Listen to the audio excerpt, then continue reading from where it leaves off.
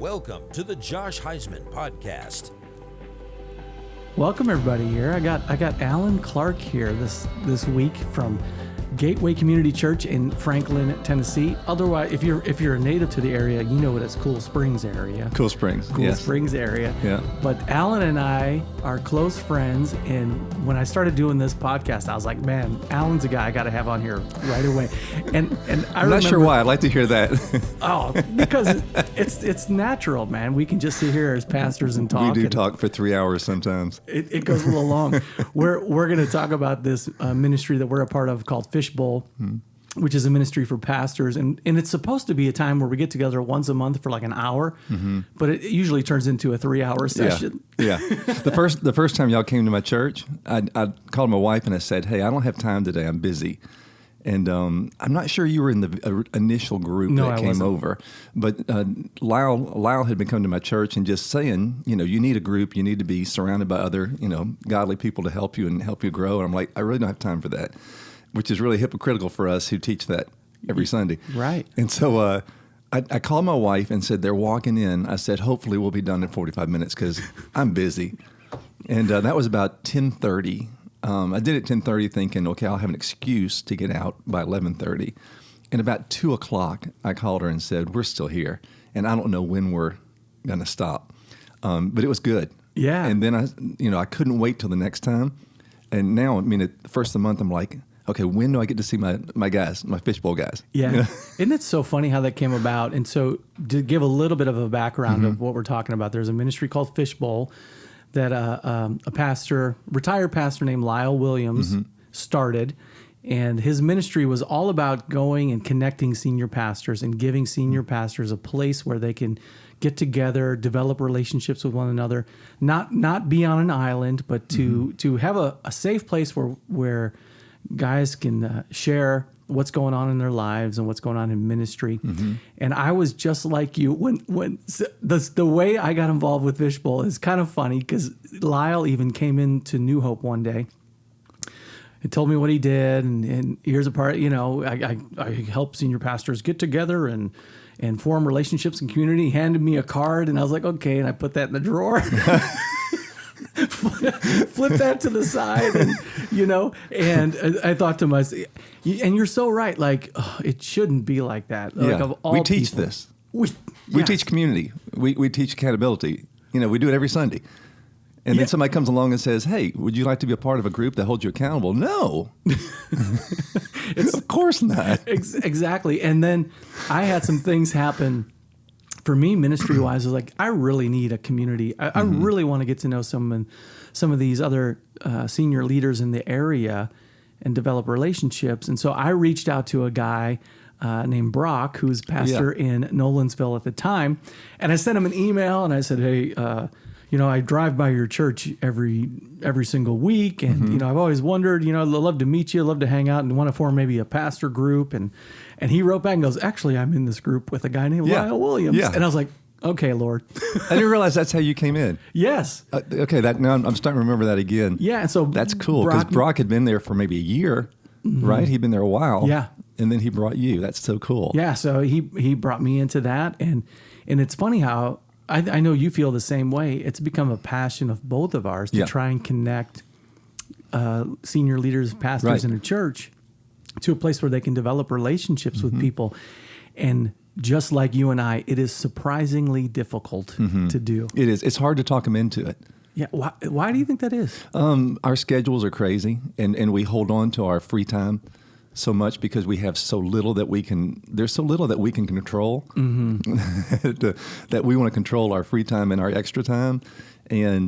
But once I got into it, and I think I'm hoping you're the same. Once you got into it, I realized it was so freeing to have other people speak into my life, and speaking into me, and I was growing like I was before I was in the ministry. Because before I was in the ministry, I had people all around me that told me what was up and what was down and what was right and what was wrong, and instructed me. Yeah, you put that name, Reverend, in front of you, and everybody puts you on a pedestal. The Fishbowl is a great name for it, and no one will tell you. No one. Sometimes they will.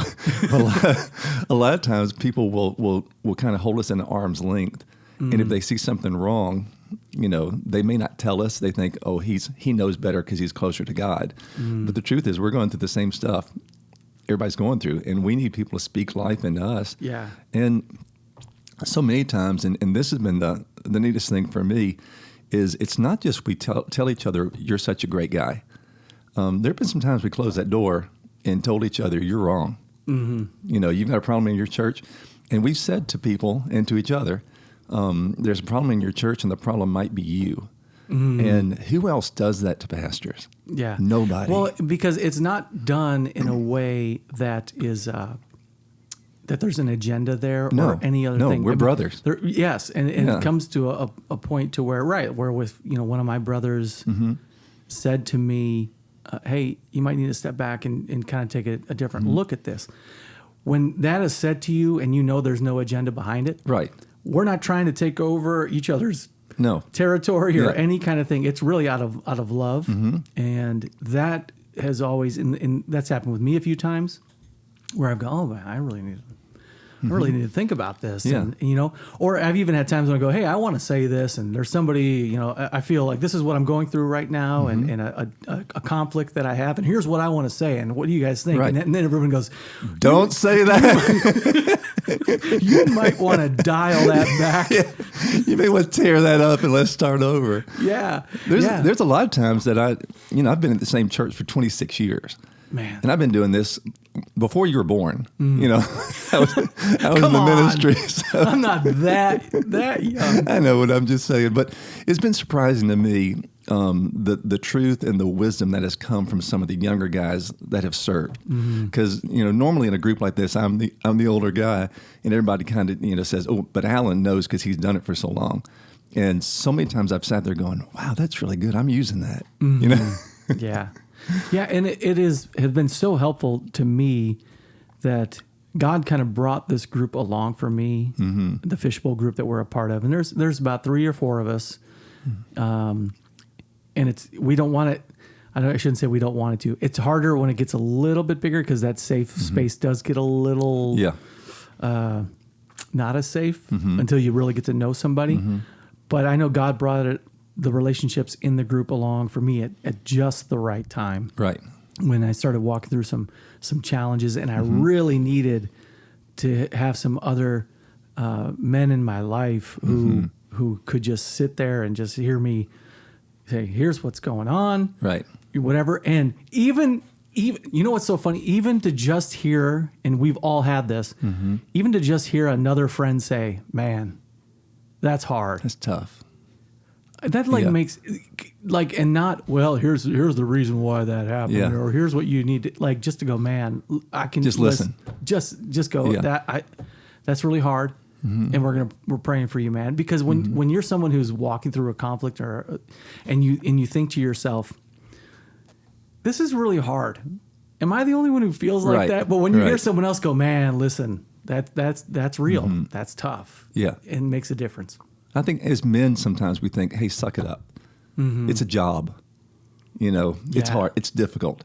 And we need somebody else to say, this is more than a job. This is more than a career. We've put everything into the ministry. We believe in the gospel. We believe in Jesus Christ. We believe he's the only answer. Yeah. And so this is not just a job. And sometimes we just need to remind ourselves, see that big picture, that we're not talking about moving up a ladder in a career. We're talking about eternal things. Yes. And sometimes we get so focused on the just the minutia of everyday ministry. Where are we going to put this sign, and where we're going to put money, and who gets this part of the pot, that we forget that this is an eternal implication to everything we do. Yeah, and we need to remind each other of that. Yeah, and I often think about when you mention that side of it, from when people look at the ministry from a business perspective.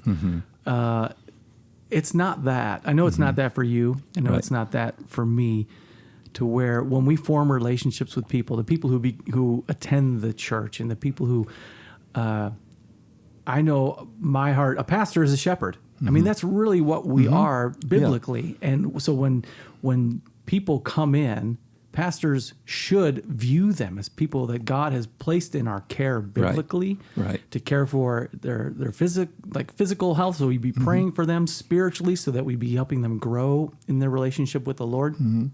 and to invest ourselves into them however we can. Right. And so there is an emotional element then when things go sideways Yes. that I will say I wasn't prepared for. Mm-hmm. In fact, my friends when I was growing up, they would kind of laugh at me and go, "Man, Josh, you don't really have much empathy for people." and I was like, well, that's kind of who I am, Yeah. you know. In fact, my friends used to invite me to things when I was in high school, and they'd be like, "Hey, you want to come to the house, to the party?" I was like, "Hey, well, if I'm there, I'm there, man." I was like, Yeah. I was such an annoying guy. Yeah. Okay, You've always been cool. and so then when I enter into ministry and God like softens your Yeah. heart, Yeah. and things start happening in people's life, and you know, and you get brought to tears, Right. or someone comes to your church and they're not there anymore, and why are Right. they gone? Well, Right. you said something or you did Right. something that really hurt them, and now they're gone. Right. And I was like, I wasn't prepared for the heartbreak Yes. that comes Yes. with that. And that's where a ministry like Fishbowl comes in and go, "Hey, I need to talk this out." I'm heartbroken. Yeah. We're heartbroken all the time. Yes.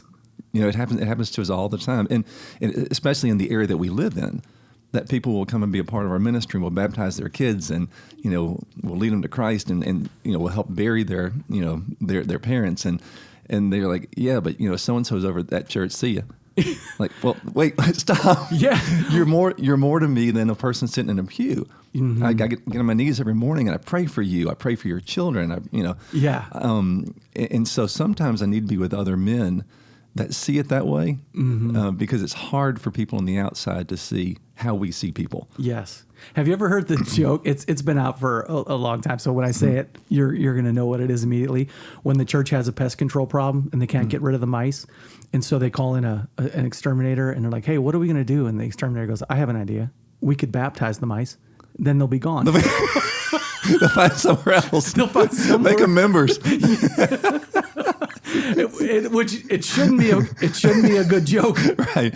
But it is. but it is a good joke. But yeah, that's where, man, the Fishbowl ministry has been so vital for me, and I know I guard it now. Like I do too. that time when we I do get too. together, like Yeah. even if it's not planned, and I get a text, if I can get out of something to go, "Oh, Yeah. Fishbowl's getting together," Right. I'm like, that's where I need to be. Yeah, same just thing. so I could be with you. And my guys. church knows I talk about it a lot. You know, a lot of times when you'll share something deep, and I'll tell it on Sunday. Just kidding, I don't do that. There's not a lot of times that happens. But a lot of times, You're good. You're good. get that out. Yeah. Yeah, allergies or the Canada fires. A lot of times on a Sunday, I'll talk about something that happened that week, and I'll share, "Oh yeah, I was with my Fishbowl group." Yeah. And I've talked about it so much that everyone knows what my Fishbowl group is. And if I say, you know, to the board or something, "Hey, this week I'm going to be doing so and so with Fishbowl," they know that's an important part of my life. Yeah. You know? Well, and one of the reasons why I wanted to start this show that I'm doing right now is to have opportunities to have friends like you on here, and other friends who I meet in ministry all the time, that we have strong relationships with each other, but we have churches that we're leading. We're giving messages on weekends. We can't really much introduce each other to our church Right. that the Lord has placed us in. But this is a place where I was like, "Oh, I want to have these," because the reason why when we get together they last so long is we just start talking about stuff that it's to me like, "Oh, I wish we were recording this right now." I know. A lot of times of like, that would have made a good podcast. Yes, exactly. And so just have the chance. And what has been strange to me is you've been having more success than me recently. I have even gone to other churches in the area, knocked on doors, and just flat out like invited pastors to lunch. Say, "Hey, let's go and talk and whatever." And I feel like Lyle must have felt. I know. when he handed me his card, and I was like, "Oh yeah, it's nice to meet you. See ya." Yeah, I'll see you later. Never hear from him again. Yeah. You know, and I'm like, "Oh man, you're missing out." Yeah. I want to The other thing that people might be surprised at, because you and I have a lot in common in the fact that the same person started both of our churches. Yeah. So a lot of the personality of our churches, some of that DNA ingrained in us is a lot alike. Yeah. And I know that in our two different churches, which is really cool. And we'll talk about it in a minute if you want to. Yeah. So Dave. I pastor New Hope Community Church. We were first, Alan, just so I you know. I know. Big brother. Which was started in 1977 by a pastor named David Erickson. And so David was then the pastor of New Hope. They were meeting in Lipscomb Elementary and then bought some land that we're currently sitting on right now. Some families got together and purchased this land, started building a small building just down a little ways from us in the hallway here. And David then pastored for 10 years. And then after 10 years, because, church happens, man. Things happen in the life of a church. That relationship went sour. Yeah. David was no longer the pastor of the church. And then he went and he planted another church. And that church is? And it's Gateway Community Church. But what he planted was Brentwood Church of the Nazarene. But what he really planted, and you'll find this interesting, was a radio show. Really? Yeah, there's a little round building on Moores Lane that's now a cosmetology school, I believe. Yeah. That round building is what that group of people that gathered around Dave afterwards, they bought that building and started a ministry on the radio called Try Love Ministries. Wow. And it was a radio show. And then they said every Sunday we want to come together and preach, but the main thing we're doing is this radio show. And then they owned that building, and then they joined Church of the Nazarene in 1990. And so in 1990, they became Brentwood Church of the Nazarene. And I forget which came first, the flood or the tornado. But the tornado hit the top of that building and pushed everybody down. So they were down there working on the building, trying to get the top done, and the flood came about 2 years later. Oh my. So worst of luck stories that Dave had. Yeah. But they owned that building, decided it's too much for us, we can't keep this up. Radio show didn't make it, so they went to the YMCA. And I came in when they were in the YMCA. Okay. What year was that when you came in? I came in 1997. Now, so you came in as a staff member? Or? A senior pastor then. Okay. Yeah. It was running about 70, and with my talent, I got it down to 12. We went from a really good, 70 people down to a real small group. Before we could grow, we really had to become the body of Christ together, and we did, and God did some good stuff. Yeah. So we're over the 12 barrier now. Well, I'll tell you, 26 years you've been in the same place. Yeah. And that is such a testament to you, but also even more of a testament to the people who had to put up with you. Big time. I've always said it's not me. They're the ones that need to be celebrating that they made it. Well, of course I'm joking with you because I'll be honest with you, you annoy me on many levels. I think I'm a nice guy, but then I meet you and you're pretty much like the nicest person ever, and I'm like, well, that's not fair. I can tell you a funny story. My dad just passed away, but he had Alzheimer's for years. And one day I was sitting with him, and he thought I was my brother. And so he said, hey, you know what? I got to tell you something. I said, what? He said, Alan's not going to make it. I said, what? And what? He said, ministry. It won't work. And I said, well, tell me why you think Alan's not going to make it. And he said, he's just too nice. Yeah. I said, well, all right, I'll tell him. Yeah. I'll pass that message on. Thanks, Father. Thanks, Pops. Yeah, exactly. Have you found that difficult? Because you are, all joking aside, so you are a very nice person, and I've never seen you mad. Even when I see you mad, it's like that's not mad in my book. But is there, since you're like, is there an element of like people pleasing in you when it comes to pastoring? There is. I've had 6 ulcers. So yes, I do have emotion. Yeah. So a person that is nice on the outside quite often, in the inside is just eaten up because they don't express it.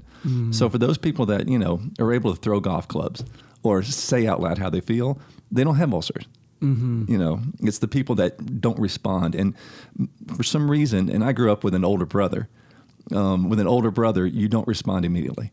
You got to think through your strategy. Be strategic. Yeah. And yes, know that I can be in the long game. I can win this in the long game, but I'm not going to win in the short game. That's good. And anyway, I love my brother, but in many ways I don't respond quickly. I think through things. In early days in the ministry, I would say, a lot of people thought I was indecisive. They thought I lacked vision and those type of things. And after many years, they realized that's the opposite of the truth. I'm very decisive. If I have a problem with somebody, you'll never know it until I'll pull you aside and just me and you will talk through it. I don't let everybody, I don't blow up. So it took years for my church to realize, my personality is not passive. I'm very active, but you probably won't see it. Yeah. I know that's something for me and for the people of New Hope here who are listening to this, they'll go, oh, yeah, I've seen this before, because I've often had people say to me, I can't tell what you're thinking.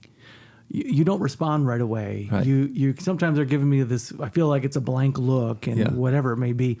And it's not that I'm being, like you said, passive, or it's not that I don't care. It's not any of those things. As a matter of fact, really what I'm thinking about is like, now's not the time to respond with probably what needs to be said. And I know I'll say my wife is one who is very, she's ready. She's got a response and she knows, and she'll say to me sometimes, well, did you say this? And did you say this? And did you say this? And I'm like, there'll be a time when I say that. It's going to come out later. It's going to come out later. My wife's the same way, and my wife Kim will never have ulcers at all, because she speaks the truth so well in love. And at Christmas, when she opens it, and she'll just say, "Did you keep the receipt for this one?"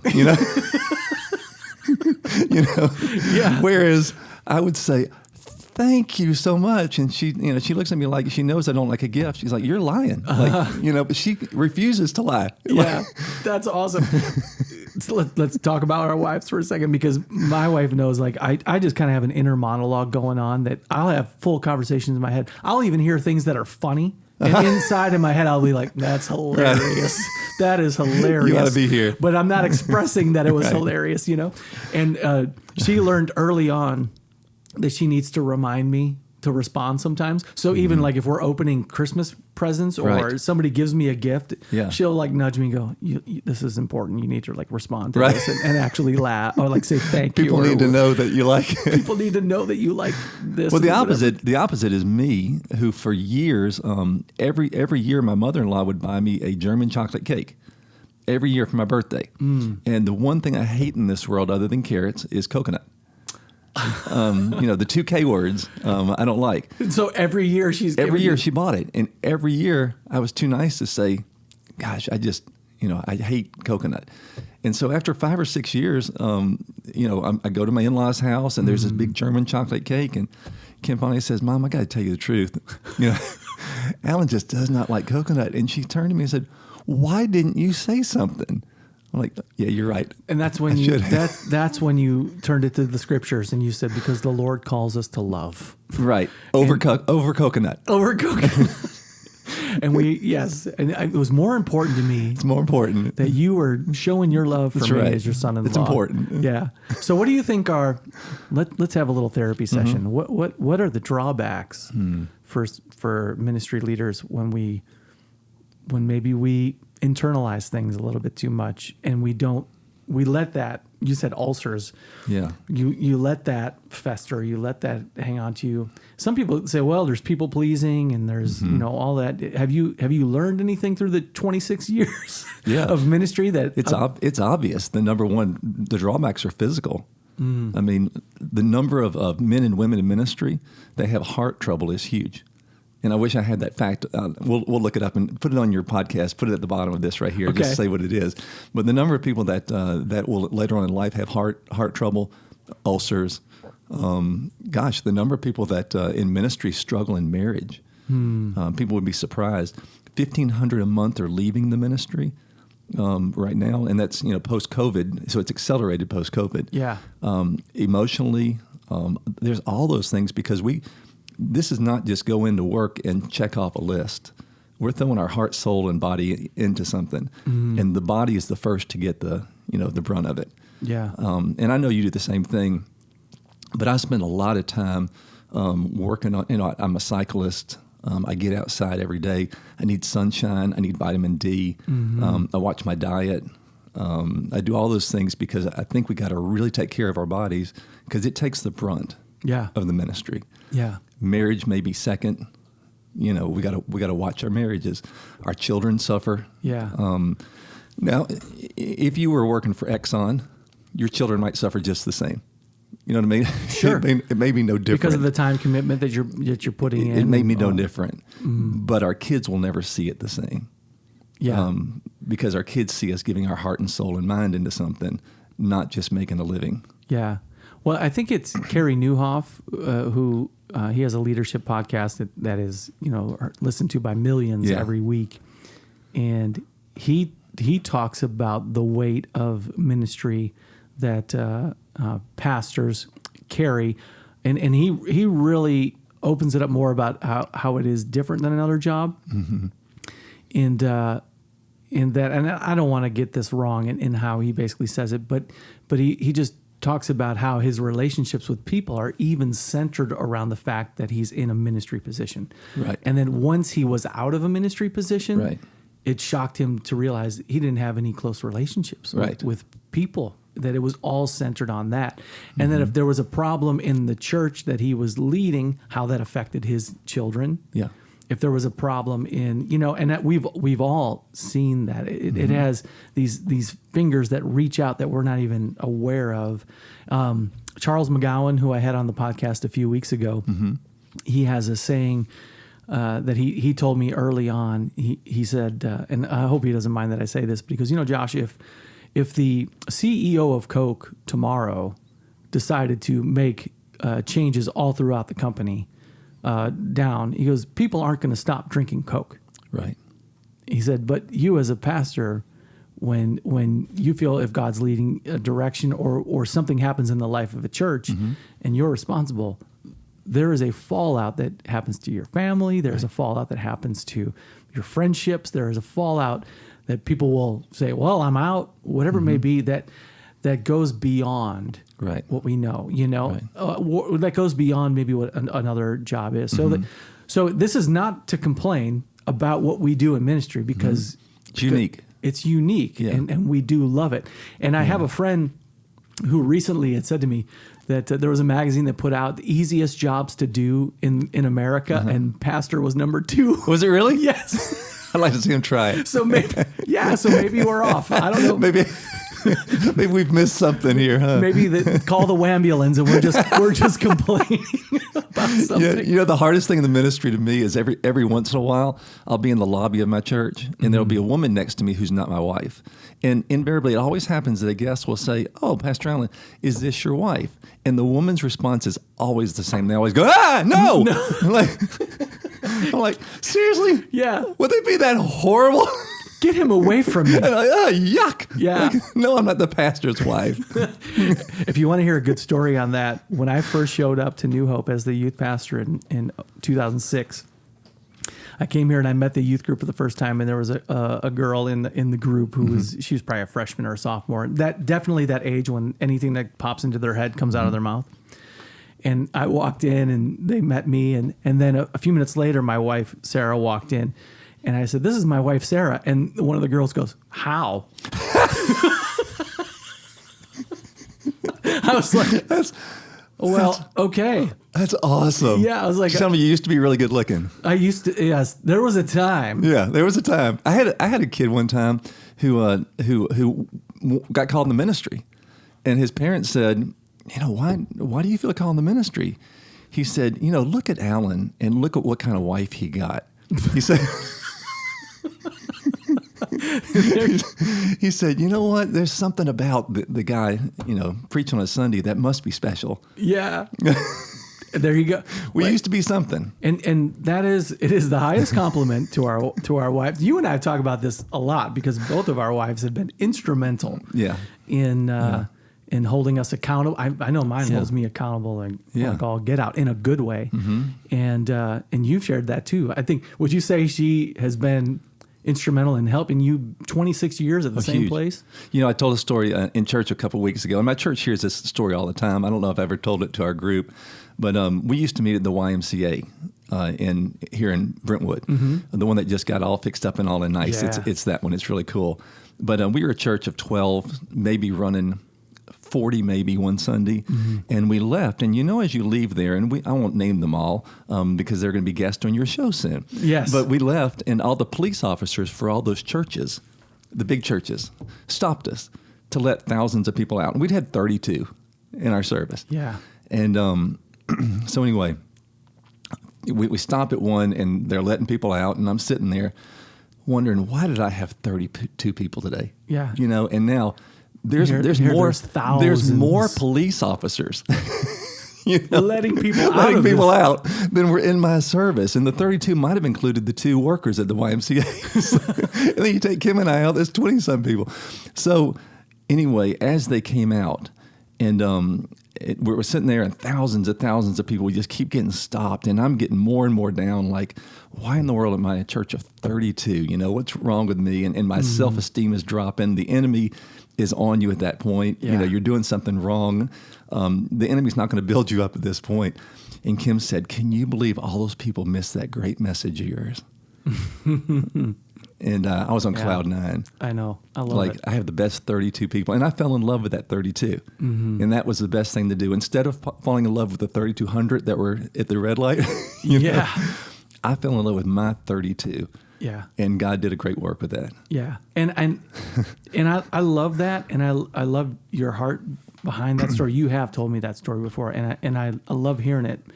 It's one of the reasons why I'm doing what we're doing right now, which is there are pastors like you, Alan, who people need to know, right? And I know you have a ministry, and New Hope and Gateway are about the same size when it comes to the amount of people, whatever it may be. And a lot of times we have access to podcasts and things that are run by guys who are pastoring churches of thousands and thousands of people. Right. And they, what I've learned is, even though they're very helpful and I enjoy listening to them and I get a lot out of it, there have been many times where I'm like, that's not the space that I'm operating in as a pastor. Right. That's not what a normal size church. As a matter of fact, 80% of the churches in the country are smaller than the churches that you and I. There's 72. 72 is the average number. Yeah. Okay. So, and I thought there needs to be a space where guys who are operating churches in which is a large majority of people in our space go, hey, there's real things that we're dealing with, and so when you say that story, man, I know what that feels like. The amount of time and the amount of heart, energy, everything, emotional energy, that goes into, preparing the message, preparing that time with the people, all of those things. And so for your wife to say that, it's just such a special story. I love hearing it. Yeah, I have not written a book, but I would include it, and I would include I would make it my own story. Good, I would. Hey, I've written a book. I have over 200 sold. Yes, but I've read your book. Oh, that's right. You read my book. I forgot. You're one of the 200. I love your book. It's called Fitted. It's about putting on the armor of God. Yeah. And you came out with it a couple years ago. It's available on Amazon, just so you guys know. So Alan Clark, Fitted. Go check it out, because you tell the story in that book about your girls that you adopted from Russia. Right. And the faith and the steps and how you guys had to put on the armor of God to walk through that entire process. And I was like, it's a good book, man. Well, thank you. It needs to have some more than 200 people read it. I'll tell you that much right now. So that would be really cool for you to talk about how that story came about. You guys adopted 3 girls from Russia. Yeah, we were married for 28 years and learned early on in our marriage that we couldn't have children, and so we decided, let's just live life and see what God does. And our house was almost always full of people, so we didn't know we didn't have kids. Early on in our marriage, someone who had a child, they were missionaries. They went back to the mission field. And so we said, well, we got empty bedrooms. Let them live with us. And then a child left. Their mom and dad were having some trouble in their home that, they came and lived with us. And so we constantly had kids. And then my wife was a school teacher and had, sometimes 200 students that were her kids. And we saw them all summer long and spent weekends with them and went to all the football games, all that stuff at Brentwood High School. So we didn't know we were missing something amazing. And so a missionary came to our church and just showed pictures of some children in Siberia, and the Lord spoke to Kim. And we had never even thought about adoption just because we always had somebody there in our house. And so we hadn't even thought about it. And she looked at that picture, and a voice spoke to her and said, "That's your little girl." It's my youngest daughter that she saw the picture. And then she went on a tear on the internet to look up these children and found so much about them. She found this little girl has another sister and another sister. There's actually 6 in their family. Wow. And so she researched for 2 weeks, and then we went to a vacation in Austin, Texas. And she said, "We're going on vacation. We're going to sit and talk about something. And, it's going to be, I want you to just listen, hear me out." And so she sat down and she started showing me pictures and said, "This little girl, I heard the voice of God. And that's, supposed to be our daughter." Yeah. I said, "Cool, I'm in." I said, "This is one of those things that I don't think you have to pray about. Yeah. God, do you want us to save somebody? We need to hear from you." No. If God calls you, you go do it. So she showed me a picture and she said, "Okay, there's a catch." And she showed me another one. I said, "Good." She said, "There's a catch." Showed me another one. I said, "Is there any more catches?" She said, "No, that's it." Man. And through a miracle, God opened up doors in Siberia, deep Siberia, for us to get these beautiful young ladies home. Yeah. And they're working now and going to college. And in the book, you really detail the amount of money that had to be brought in to be able to go through the adoption process. Yeah. And then there was even moments of it's all going to fall apart. It did fall apart. Yeah. 5 times the Russian government said "niet." Because Americans, you can't go to another country and choose your children. And so we came over there, and we didn't have an adoption agency. We just flew to, deep Siberia, and went to the Department of Education and spoke to a lady and said, "Hey, we fall in love with these children." Well, they just got mad, like, Yeah. "You can't fall in love with our children. How do you have their pictures? And, how do you know these things?" And we're like, "Well, there's a thing called the internet." Yeah. Well, and that's why one of the reasons why I actually love reading the book and highly recommend people to read it is because it takes.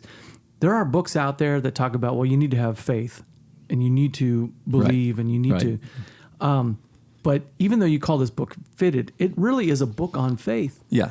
That it is. That shows the biblical basis of how do you grow your faith and how to have it be grounded in God's word, right, and in putting on the armor of God, instead of just a blind faith where sometimes you'll read. I'll call them faith light books. So, well, Jesus said, "Ask and you shall receive. Anything you say in my name," and that's it. You're done. You're done. Yeah. And then there's yes, Jesus did say that, but give the meat of the scripture behind why he said that, as opposed to a blind faith. Get some context. Get some context to it, and that's what your book does. Yeah, Kim had the faith that I was envious of, and I went to seminary. We know the word, we know the Lord, and she had this amazing faith. And after a year of the process of trying to adopt, and the government said 5 times, no, niet. Yeah. I got a phone call from an agency that works in Moscow. And they said, "Okay, we're going to send you pictures of these 2 twins that were just born, blonde hair, blue eyes." And they said they would look so good in your home. And they gave me a price that was so good. It's almost a 2-for-1 special. They gave me a price. I'm like, yes, can you believe this? So they called, and I came home, and I think I had the pictures, and I said, "Kim," I said, "Hey, we could have these home by Christmas." And she said, "So you're wanting to adopt 5 children?" I said, "No." She said, God already told us our 3 children.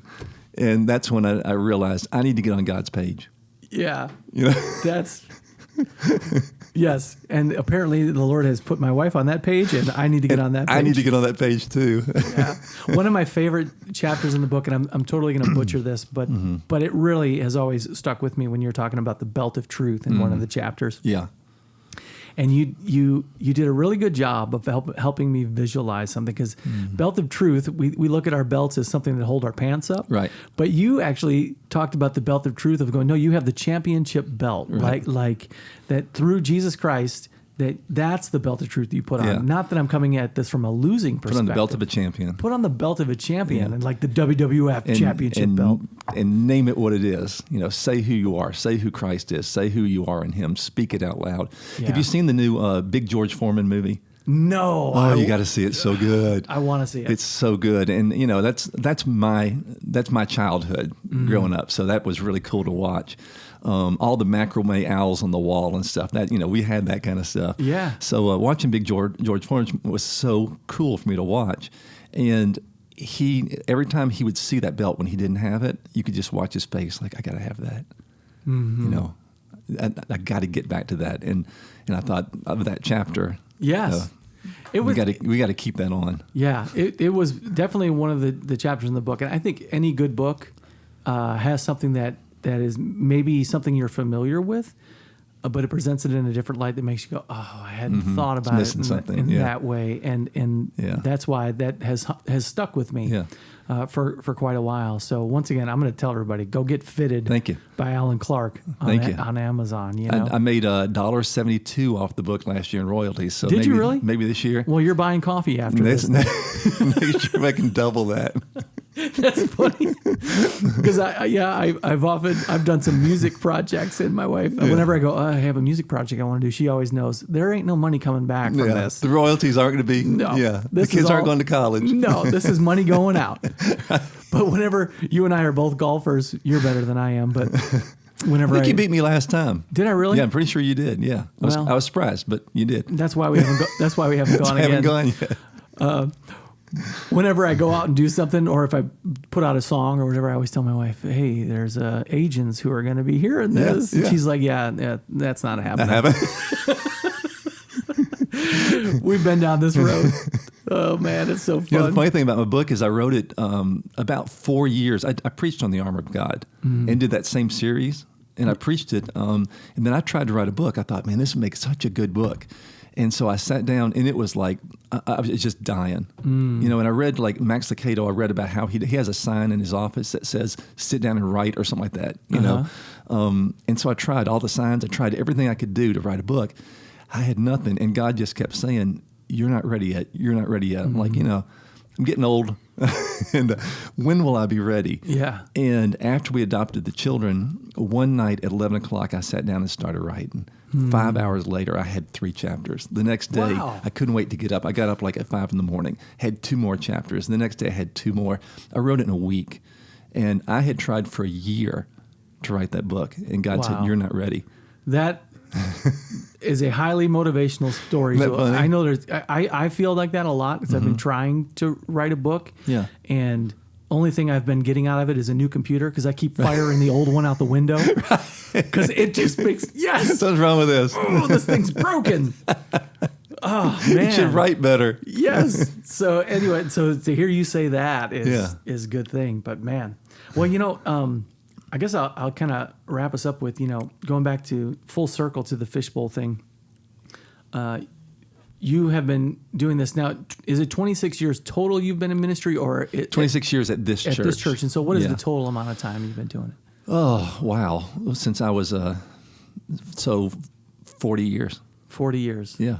I've been ministry. I was in youth and ministry and children's ministry. I knew I was called to preach, but I was a brand new Christian when I became a youth pastor. Wow. I got saved in college, so I was 20, 21, somewhere in there. And so I got saved in college, and then I don't know why they did this, but threw me at the teens. It was good, man. Because you were a nice guy. I was a nice guy, and they threw me at the teens. And I learned so much from a wonderful group of teenagers at a Church of God in Dallas, Texas, who accepted me for the fact that I couldn't even, when the pastor preached, I didn't know the books of the Bible well enough. My wife would actually turn to the reference and hand me the Bible where no one was looking, so the youth wouldn't know that I had no clue where those books were. All I knew is I loved Jesus, and He saved me. That's all I had. And God did a good work there. So I've been doing this a long time. Yeah, that's awesome though. I'm 20 years in right now as far as when I got into full-time ministry, and what's been interesting for you and I, and without going into the backstories of our friends, I've been in Fishbowl now it's probably like 6 or 7 years.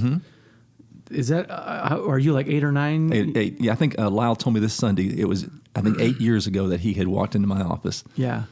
And we've had friends who have been a part of our group who, for different reasons, are no longer with the churches that they were with at the time, and we've kind of walked through our friends with that.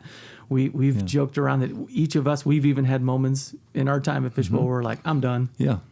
I'm out. And Fishbowl is a great place to resign. Don't try it with your board.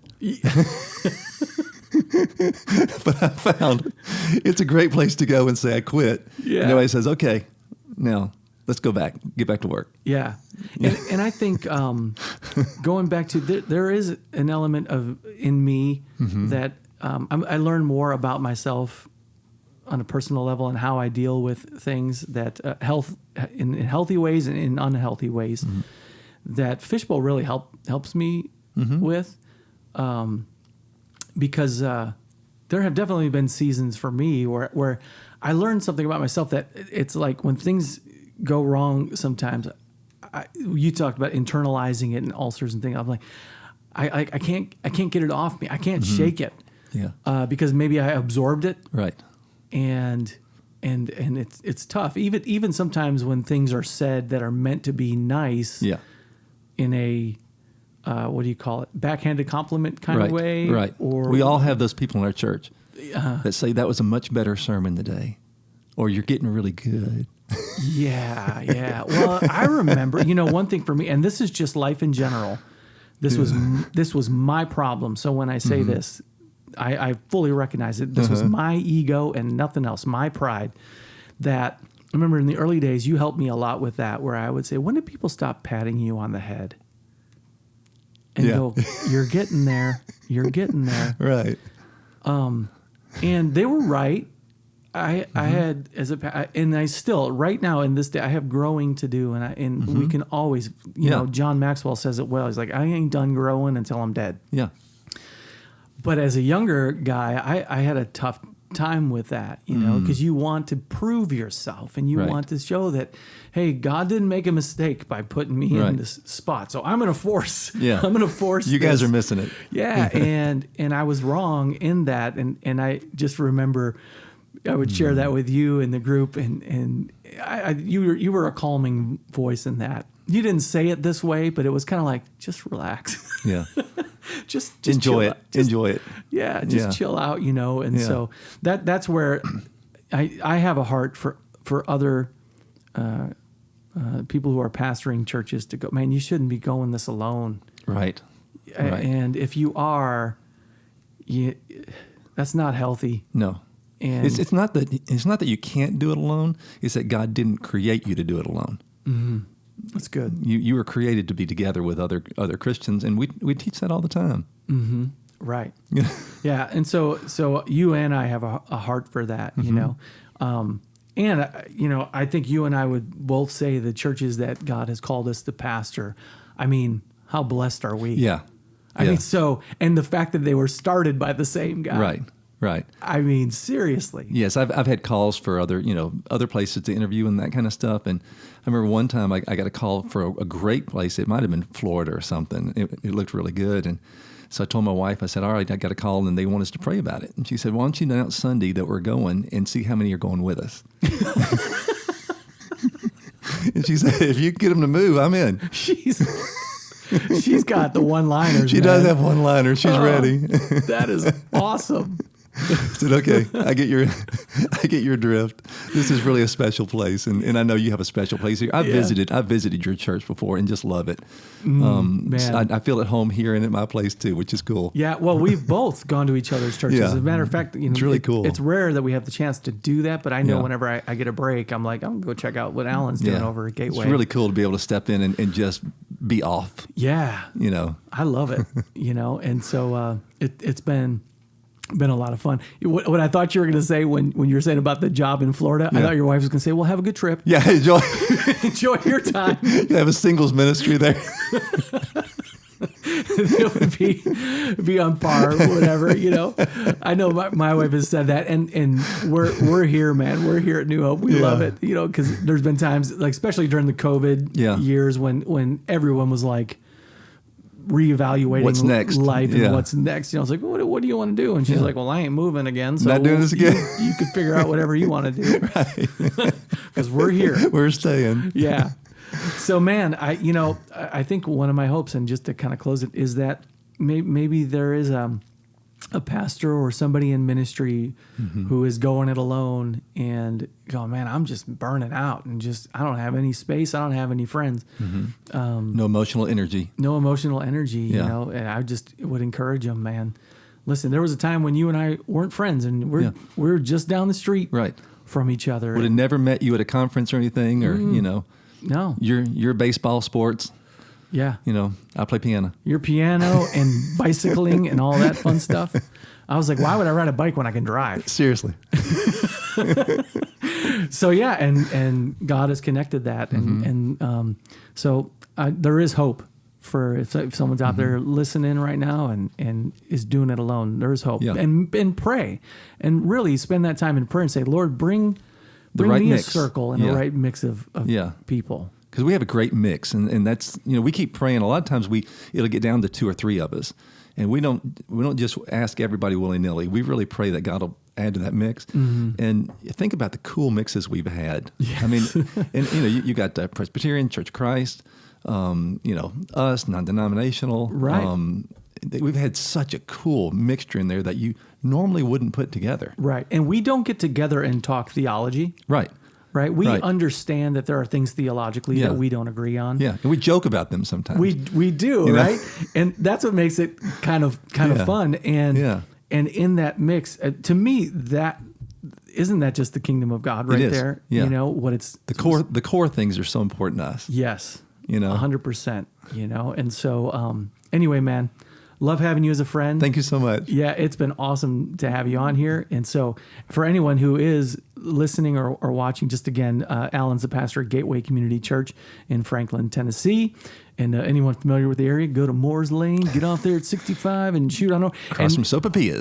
I got to say this because we have both done this.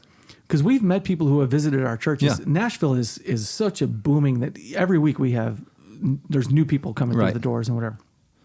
And we'll meet people from time to time, and they'll say, well, I really am looking for a church like this. And I'll go, you know where you need to go? You need to go to Alan's church down Yeah. the street. And you've said Yeah, that to me too. same You thing. need to go up to New Hope. You'll love Josh. Yeah, we are not competing with each other, man. We are like, hey. And I know what y'all offer. Yeah. You offer some things we can't do. And vice versa. And vice versa. 100%. And so I'm like, that is just it's so freeing to be able to do that. Because I have never had that in the ministry. But we don't send them to that church with all the thousands of people. No, ixnay. No. Yeah. That's a joke. I'm just kidding. Ixnay on those. They're good. No, man. We both have friends in the big mega churches do. and love them, and they're great. So we're just joking around. Yeah. Us smaller church guys. So, but anyway, thank you, man, for being Thank on you. here. So I think this has been helpful, man, and always praying God's blessings on your ministry, and for 26 more. At you're like, well, hold on now. Yeah. And for more than 200 books to be sold. Yes. For Get Fitted. us to 250 this year. Get That'd us be to awesome. 250. We need at least $3.50 in your bank account yes. by the end of the year. I'll buy a fishbowl breakfast at Christmas. Yeah. Well, thank you, man. Appreciate you. Thank you, brother. Alan Clark was on here this week. Thank you so much to him. And, look him up online. What's the website for the church? www something. GCCNAS.com. GCCNAS.com. Yeah. All right. Thank you, everybody, for being here this week. And subscribe to the podcast or follow it on YouTube. I think I flipped those. I got those backwards. Hit the bell notification, all that fun stuff. Have a great week, everybody.